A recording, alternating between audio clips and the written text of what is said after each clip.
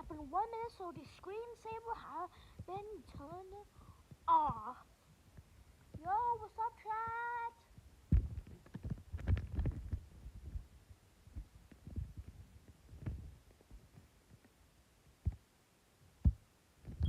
Okay, no, chat, are you hearing me? Yo, okay, let's play some Plants vs. Brainwatch. Yo, 6-7, let's have that.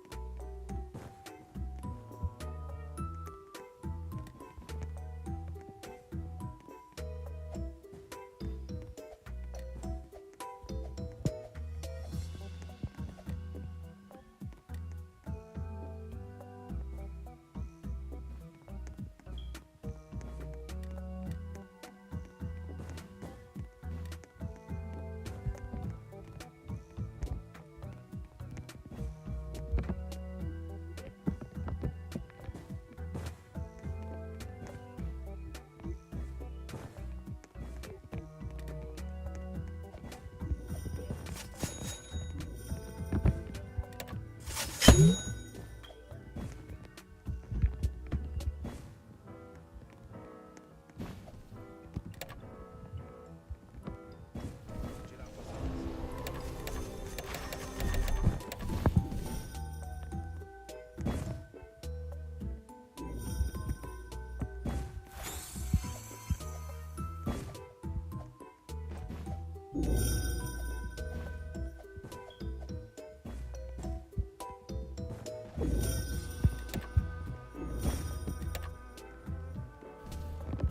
did anyone down the two waiting ones?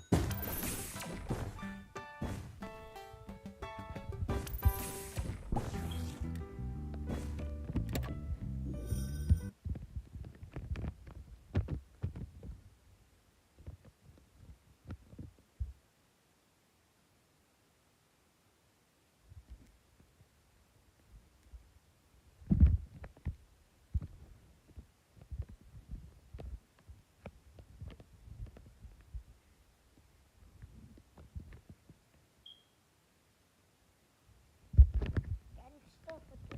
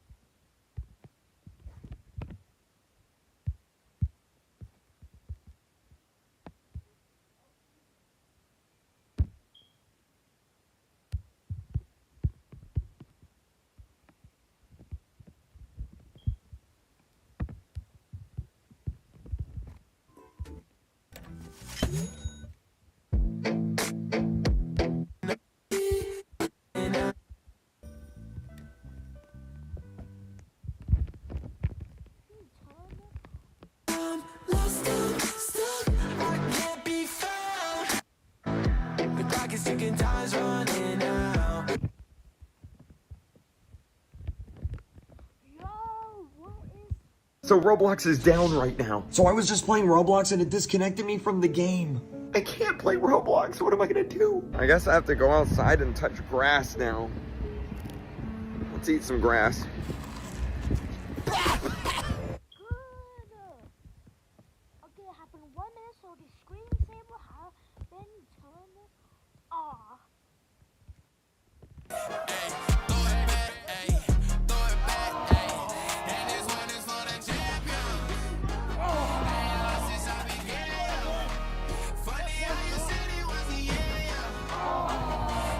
The story begins in but Lucinda just then, Miss Taylor brought out a time capsule. So would be taken at age. Taylor snatched it away. Lucinda stared at Lucinda standing sadly, holding a balloon, and only her balloon found Lucinda. The same whispering sound still to the year 2000. And since then, after giving a lecture at college, John was about to have coffee with his friend Phil, when he suddenly remembered that he had to go to his son's school for its 50th anniversary celebration.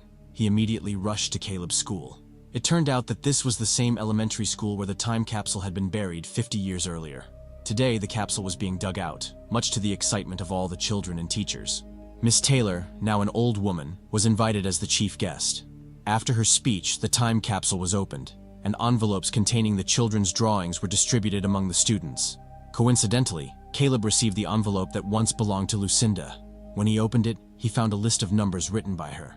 While trying to decipher the numbers, John hears the same whispering sound, just like Lucinda, echoing in his ears. Just then, he notices an unknown man standing a short distance away, staring at him. Suddenly, something distracts him, and when he looks back, the man has vanished. The man's sudden disappearance leaves John confused. That night, while Caleb is doing his homework, John notices that he has removed his hearing aid. Caleb had hearing loss, which is why he needed to wear it. When John asks him about it, Caleb explains that he has been hearing a whispering sound coming from the device, so he took it off. But John assumes it's just a technical issue, and asks Caleb to adjust the volume. Then John finds a piece of paper with Lucinda's numbers, his wife's death, and often drink.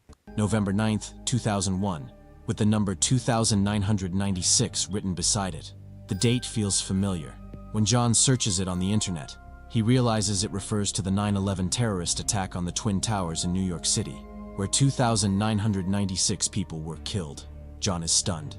He then writes down all the numbers from Lucinda and that each date is connected to a real-life disaster. September 19th, 1985.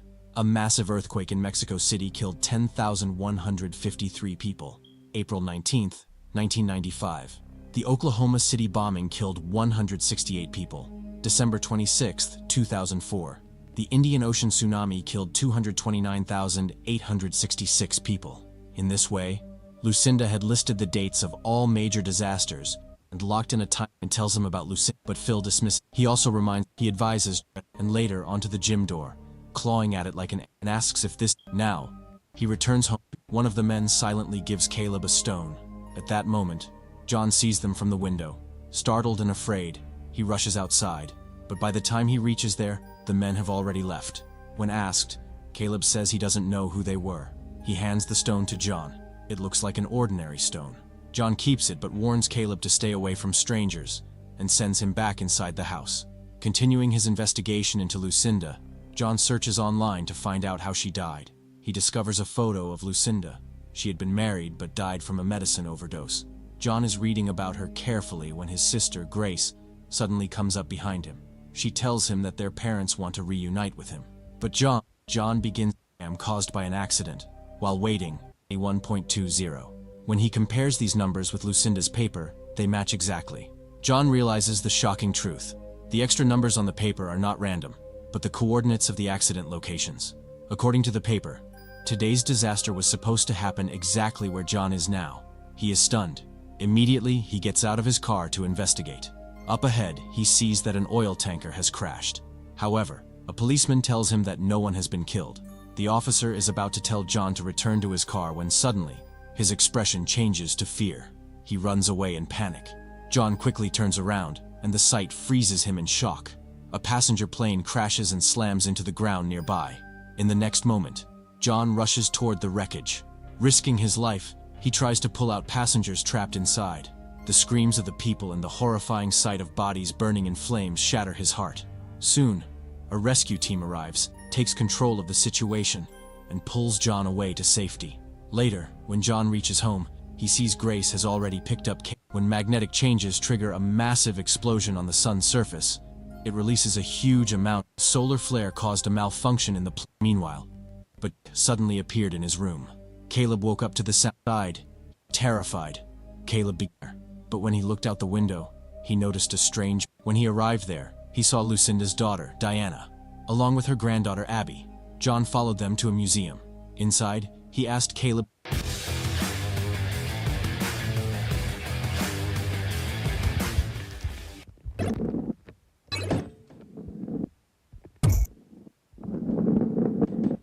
After some small talk, she became irritated and walked away.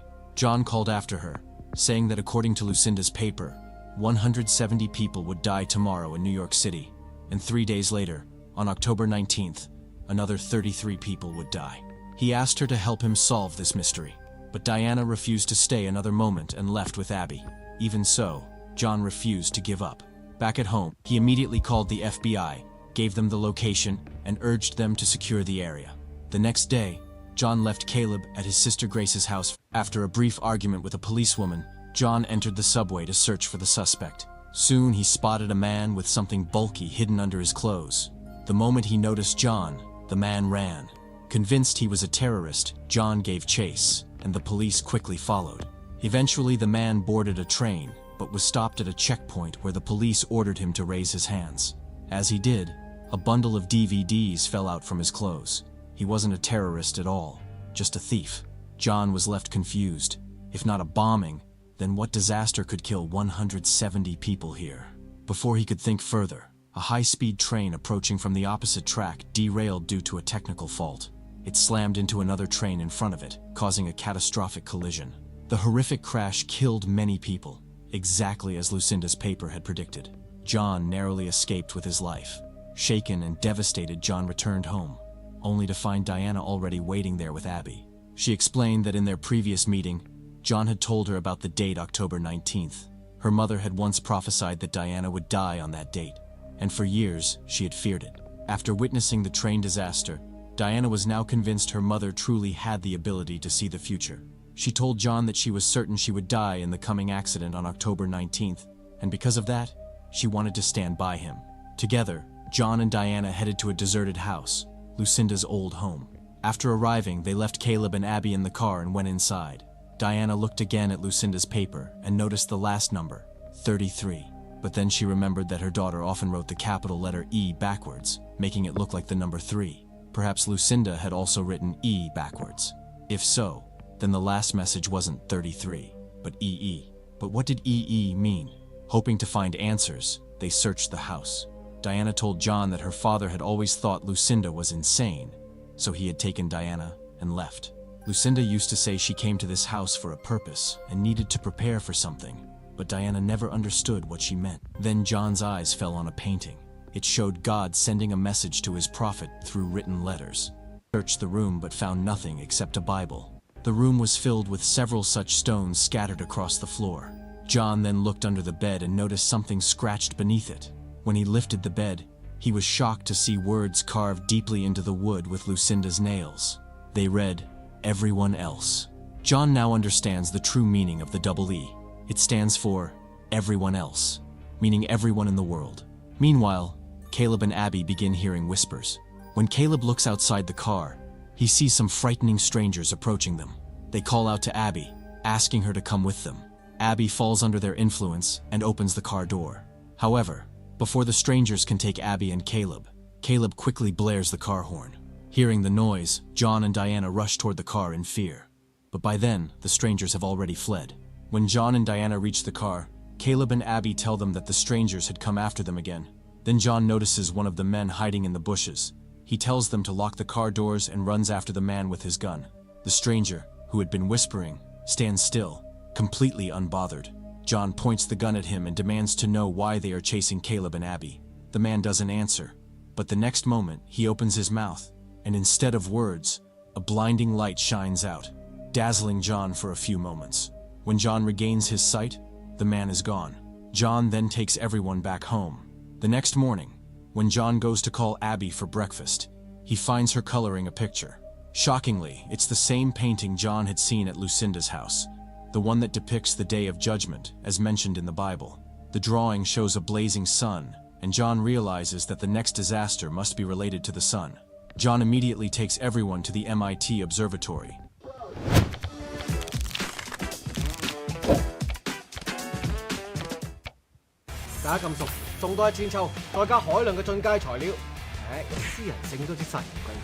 Where he meets Phil and explains the danger of a solar flare. Until now, all solar flares released by the sun had been blocked by Earth's ozone layer, causing only minor issues like communication failures and power. It will unleash radiation waves. At that moment, John notices the sunlight pouring through the window, unusually bright and hot, even in the middle of winter. This, too, is proof of the approaching solar flare. Meanwhile, Diana overhears John's conversation, saddened by the thought that her daughter will also perish in the disaster.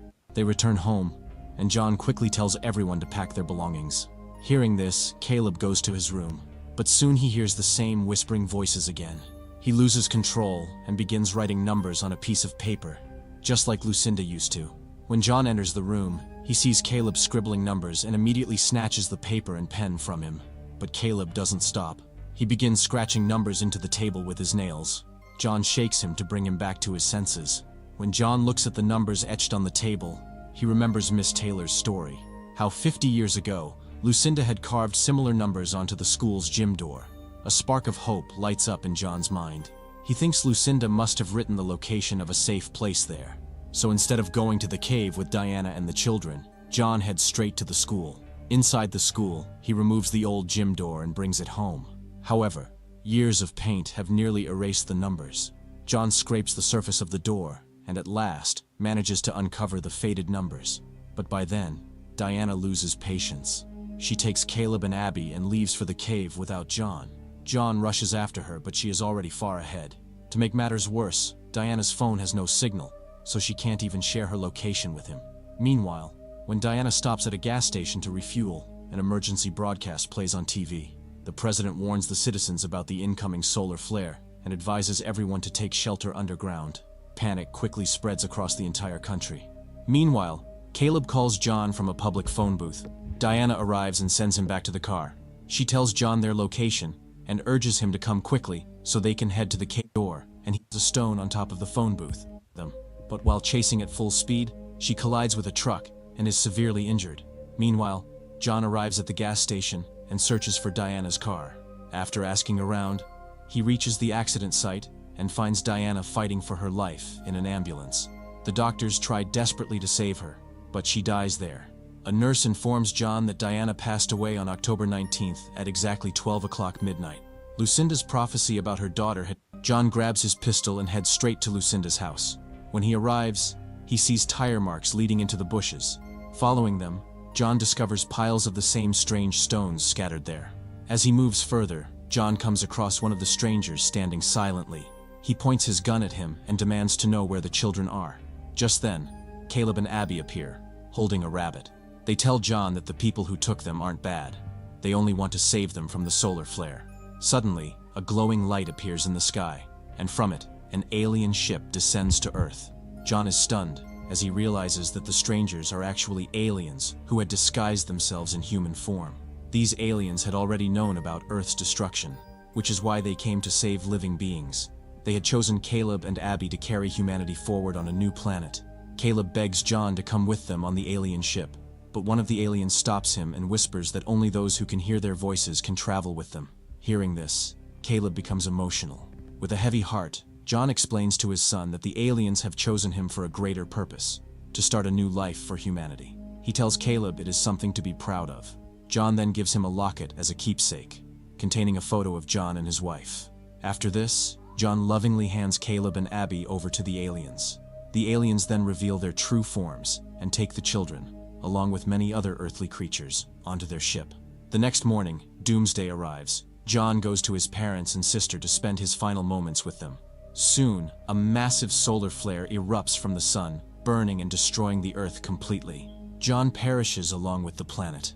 In the final scene, we see the alien ship reaching a new world. Caleb and Abby, along with their rabbit, are left there to begin a new chapter for humanity. They run toward a radiant, glowing tree, and with that, the film ends.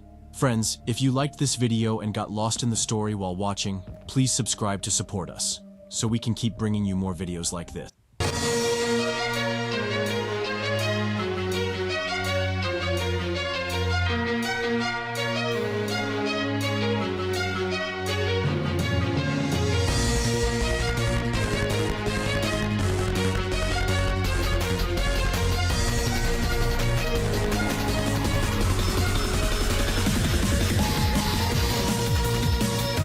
Thanks for watching.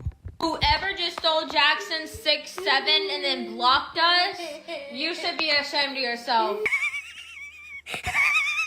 Pleasure doing business with you. Whoever just stole Jackson's 6-7 and then blocked us, you should be ashamed of yourself. Pleasure doing business with you. Whoever just stole Jackson's 6-7. O cholera! Czy to Freddy Fazbear?